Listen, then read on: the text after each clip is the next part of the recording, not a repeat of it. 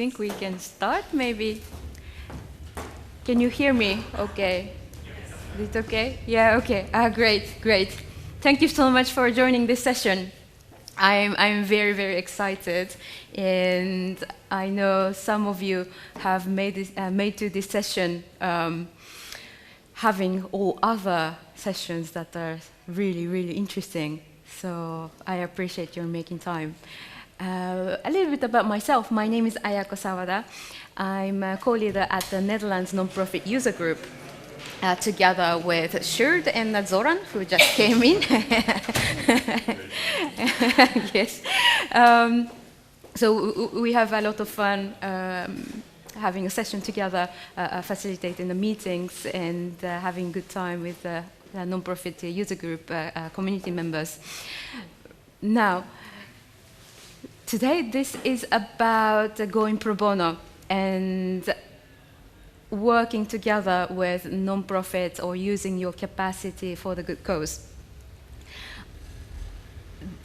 About a year ago or so, nonprofit user group co-leaders discussed about this. So there are nonprofits who really need, who can really use some help from the knowledgeable ones. But then it's really hard to make that happen. Why don't we try ourselves out in that capacity and see how it goes, if we can facilitate some of these pro bono project or volunteering. So that was the starting point, year and a half maybe ago. So Sergey and I, Sergey was at the time a co-lead at the nonprofit user group also, made a session about this, calling for an action at the World Tour in Amsterdam last year.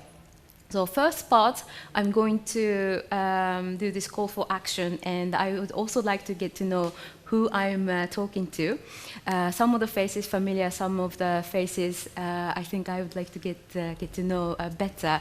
Now, how many of you already work with Salesforce in some way? Please raise your hand. I guess pretty much everyone. Then how many of you are consultants? Raise your hands. Okay, maybe a bit more than 1/3. How about end users? Yeah, somewhere between there, I guess. Okay, few people. How many of you are currently looking for ways to get involved in non-profit area whom you haven't done yet, but you're interested? Yeah, okay, few people. That's great. That's great. And how about those of you who have already done something to support the community or the support mentorship or a pro bono? Okay, few. That's also great. So it's a mix of people. How about non-profit organizations? Is anyone from non-profit organization here? Few people also. Okay, great. So we have a nice mix of people. So both interest from both sides, from non-profit and then the people wanting to dedicate some time. That's good to know. And I kept mentioning about Sergey. Sergey is the many of you might know. Sergey is the Netherlands Salesforce community, let's say, face, or I think one of the faces that if you haven't encountered him, I'm sure you will. So don't worry about it. You're not missing out yet. Let's get started with the content. So for nonprofits, it's hard to create budget, or maybe you can create it, but it takes a lot of time if it's going to cost you. And for the talent who wants to either develop in the capacity of Salesforce newly, or who's already having knowledge of Salesforce, you might be interested in getting involved in nonprofit, but how do you start? How do you make your career shift with nonprofit, or how do you find your opportunity to use your skill in nonprofit area? So this is, of course, you think about this. This is like a perfect marriage of two parties. You want to make a great use of your wills and time dedication. So then this sounds all good, but what's the game plan for nonprofit? Are you going to hire someone for Salesforce?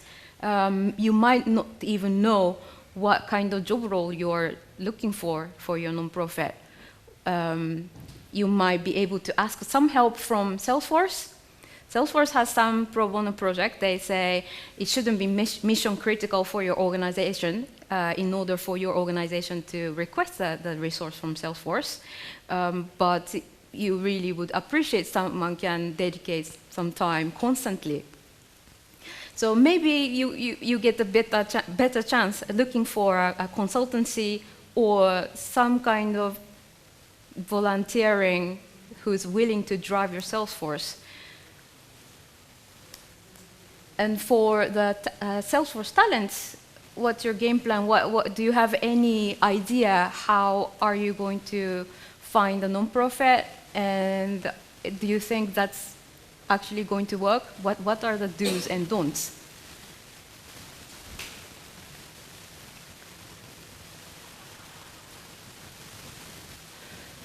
For nonprofit to make it a success, from the experiences we gained in doing pro bono projects here locally and also some internationally, we realized that it's not just about two people having the interest matching to work together. It's actually a lot more than that. To have a successful implementation or successful Salesforce being driven, you have to put a lot more in, a lot more consideration in than just have a volunteer on site and move on to the Salesforce project, pro bono project. But having said that, a best place to go to is, of course, to the Salesforce community. Please come join us at the nonprofit Netherlands Nonprofit User Group or your local nonprofit user group. It doesn't even have to be a nonprofit user group. There are a lot of people willing to help each other out. Earlier with Steph, who's sitting here today, thanks for joining, she was presenting about having the Salesforce talent is not just about years of experience.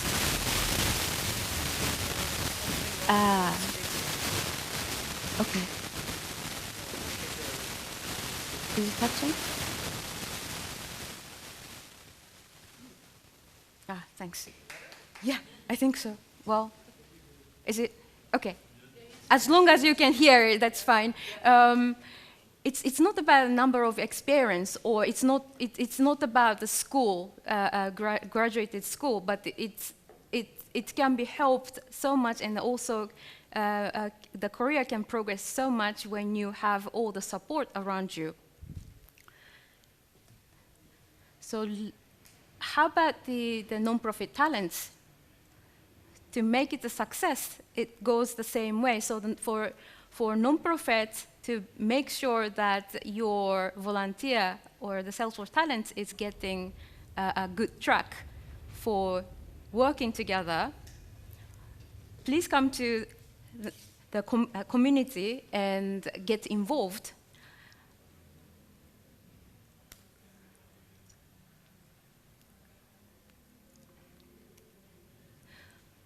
So this is a real case study. It's a mix of things. It can be the pro bono project or career change. Sergey, who's the face of the Netherlands Salesforce community, he started out as a volunteer Salesforce admin a long time ago.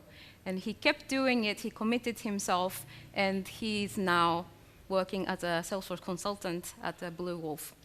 And in my case, also, I didn't have any IT information related degree or anything, any database experience, but I just thought this is it, this is Salesforce for me.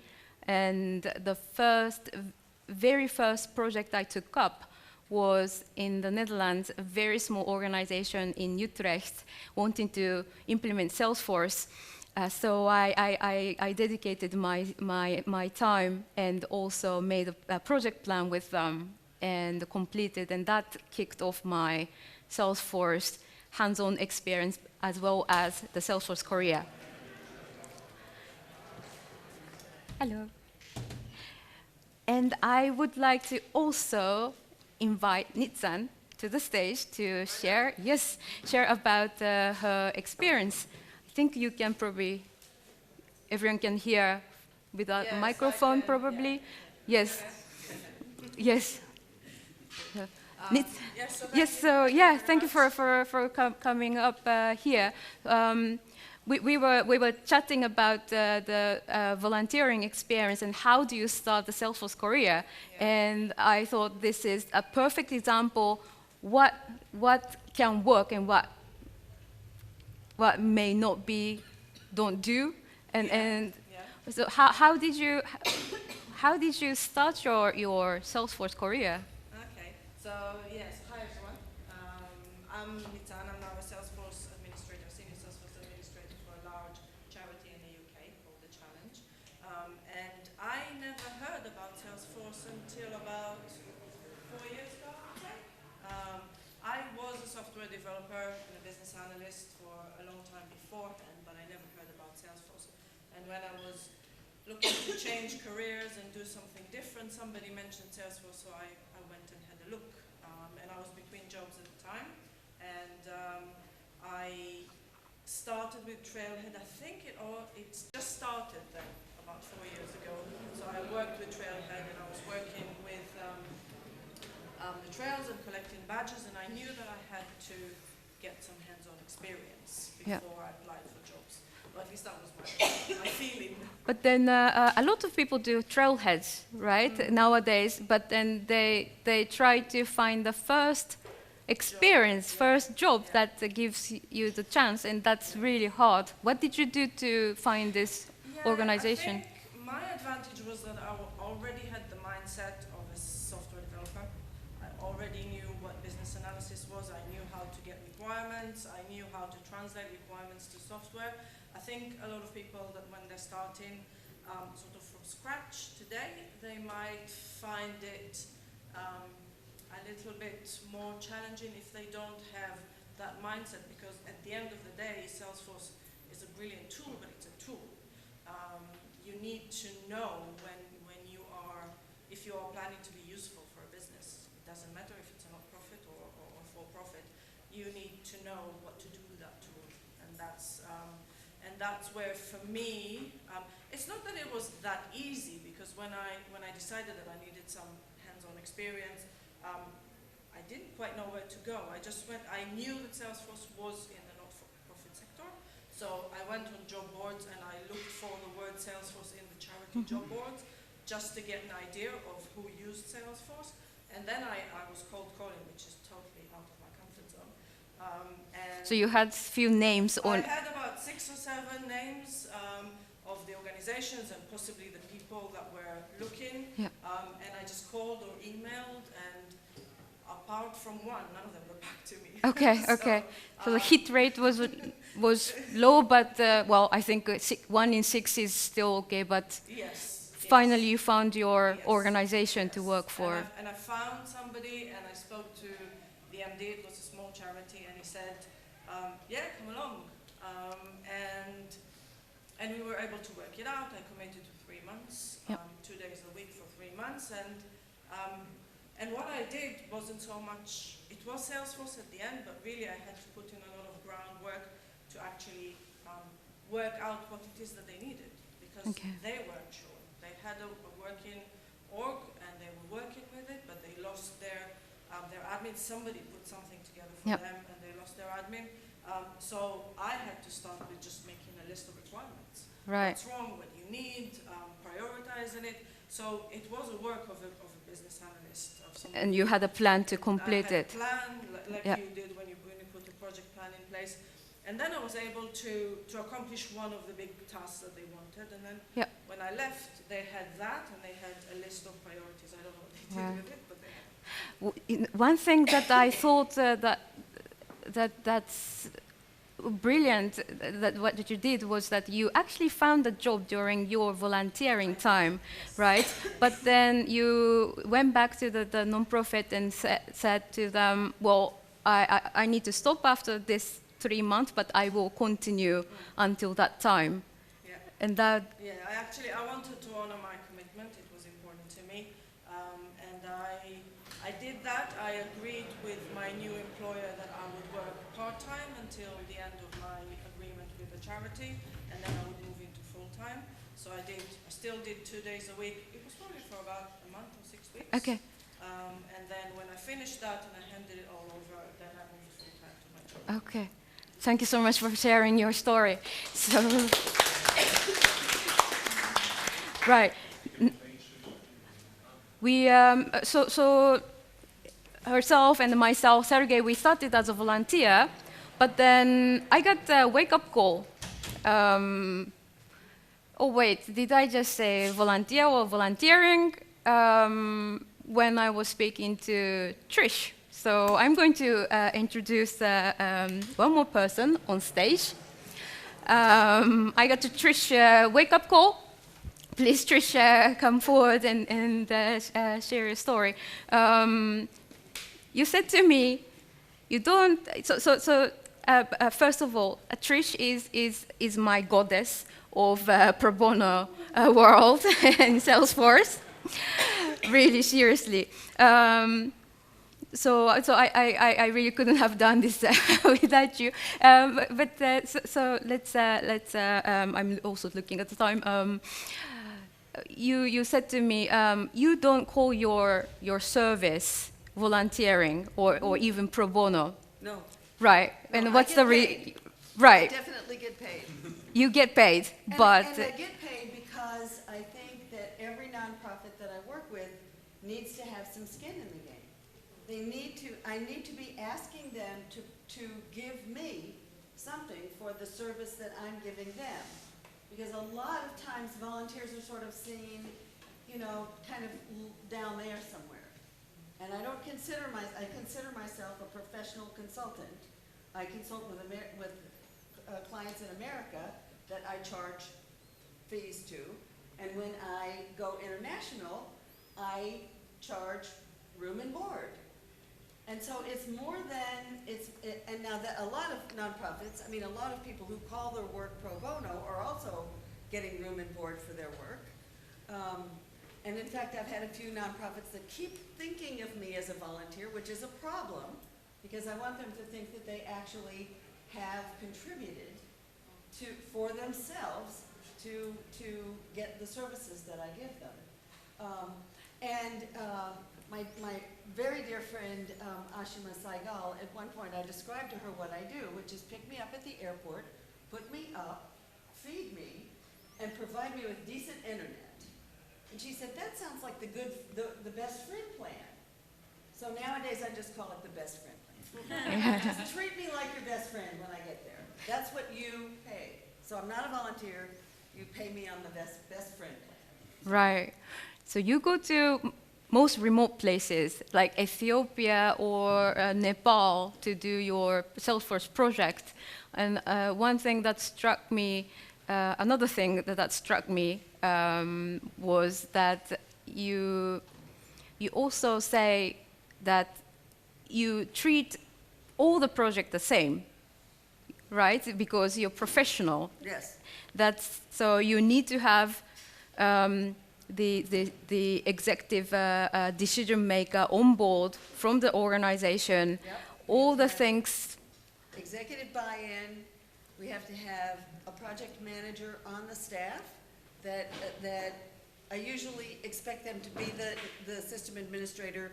They don't necessarily have to be a system administrator when we start, but they need to be willing to be trained to be I train them to be the system administrator. Yes. So you make sure. I do the same implementation projects. I gather requirements. We call it discovery. I provide them with a document that says this is the scope of work. This is what this project consists of. They sign on to that, And then I consider it collaboration. I'm not somebody I'm not the kind of consultant who provides a package. They tell me everything they need, and then I make a package, and then I sit it on their front door and say, thank you very much. I say, you're involved with this. You need to be involved with this. You need to sit down with me. You need to stand up with me. We need to work together. You get homework. I get homework. We get together. I follow Bigger Boats' sort of agile process. I know it's not Bigger Boats. I mean, they're not the ones that made it, but they're the ones that I first heard about it from the consulting company Bigger Boat. And so they have stand-up meetings, and so I have stand-up meetings, and we do sprints, and I do that whether I'm in the States or internationally. And, Yep. and that is one reason why when I work internationally, I don't go for 2 or 3 days. I'm not a helicopter consultant. I'm really in this for the relationships. I found that a lot of times outside the United States especially, it's the relationships that get things done. And if you don't have those relationships, things can take forever. Right. And then as soon as somebody feels a connection with you, doors open. That's So I really stay right. long enough to make a relationship, long enough to form the relationships that are really necessary all over the world Yeah. to actually accomplish something. And once that happens, things just move. Right. Things get done. It's amazing. Thank you so much. So, due to the time constraint, I will have to wrap this up. But thanks so much, Trish and Anita, both of you. And as you can see, you will be able to find out all the ins and outs of going pro bono and the support system that would support you to start doing. So I put out the little slides to wrap this up. What works? Both sides to commit, listen to each other, executive buy-in, and finding some ways for a nonprofit to pay you. Doesn't have to be direct money, but there has to be something that comes from both sides. And what doesn't work? See yourself or the organization seeing a pro bono volunteer. And I see that the pressure building up, so I'm going to get this up. So please reach out to me, and 2 of the ladies were kind to also offer their advice at the drink later. So thank you very much.